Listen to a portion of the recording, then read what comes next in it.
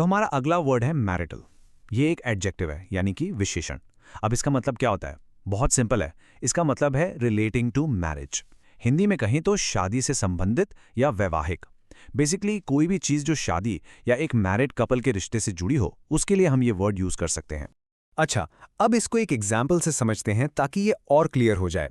Sentence है, the couple sought counselling to resolve their marital problems. अब यहाँ पे आप फ्रेज मैरिटल प्रॉब्लम्स पर ध्यान दीजिए। इसका सीधा सा मतलब है वैवाहिक समस्याएं, शादी में आने वाली परेशानियां। तो पूरा सेंटेंस क्या कह रहा है? यही कि उस कपल ने अपनी शादीशुदा जिंदगी की प्रॉब्लम्स को सॉल्व करने के लिए काउंसलिंग का सहारा लिया।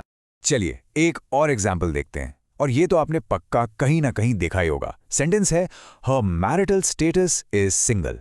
ये जो फ्रेज है ना, मैरिटल स्टेटस, ये बहुत ही कॉमन है। जब भी आप कोई फॉर्म भरते हैं, आपसे पूछा जाता है, राइट, कि आपका मैरिटल स्टेटस क्या है। इसका मतलब होता है वैवाहिक स्थिति। मतलब आप मैरिड हैं, सिंगल हैं या डिवोर्स्ड हैं। तो इस सेंटेंस का मतलब हुआ कि उसकी वैवाहिक स्थिति सिंगल है। अभी तक हम प्रॉब्लम्स और स्टेटस की बात कर रहे थे। चलिए अब एक थोड़ा पॉजिटिव एग्जाम्पल लेते हैं। दे celebrated 50 years of marital bliss. यहाँ एक बहुत ही प्यारा फ्रेज यूज हुआ है, मैरिटल ब्लिस। ब्लिस का मतलब होता है परम आनंद।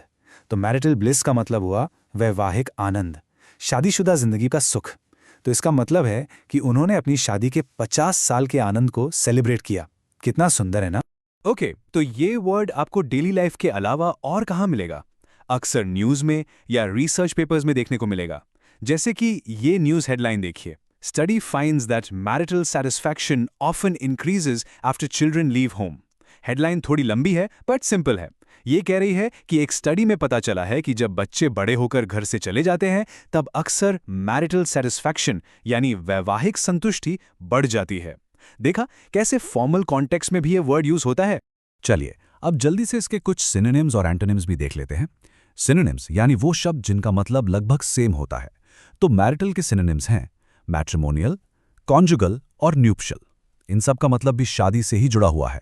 और अब इसके ऑपोजिट्स यानी एंटोनिम्स, ये तो काफी इजी हैं, अनमैरिड, सिंगल और नॉन मैरिटल।